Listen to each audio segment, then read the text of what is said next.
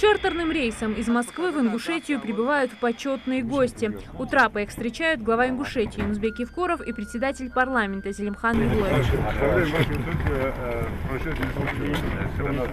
В списке гостей глава Минкавказа Лев Кузнецов, губернатор Ульяновской области Сергей Морозов, председатель Совета при президенте Российской Федерации по развитию гражданского общества и правам человека Михаил Федотов, заместитель полномочного представителя президента Российской Федерации в СКФО Максим Владимиров, члены Совета Федерации, депутаты Госдумы и тренер сборной России по дзюдо Эцио Гамба. Сейчас я победил. Так нормально. Кимоно.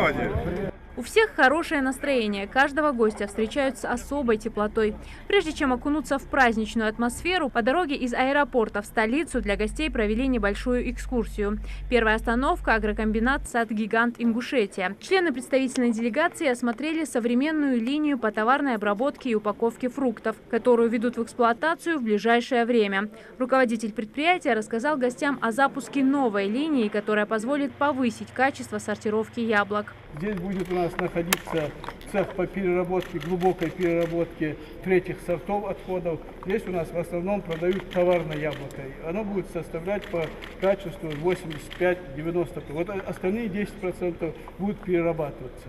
Мы здесь запланировали, вот если до этого года мы закупали саженцы, с этого года уже собственные питомники мы произвели. Здесь работают у меня итальянцы, здесь они находятся, вот итальянцы здесь, пройдите, которые первый питомник, это лучший питомниковод Италии, он лично поставлял сюда саженцы, сейчас вместе с ним мы создали здесь собственный питомник.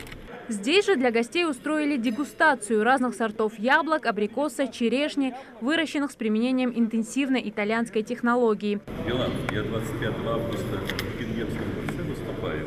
Дашь мне пакет, я вам угощу. Урожайность фруктов с каждым годом в хозяйстве повышается благодаря правильному уходу и использованию передовых итальянских технологий. Руководитель предприятия также поделился, что в прошлом году урожай яблок увеличен на 300%.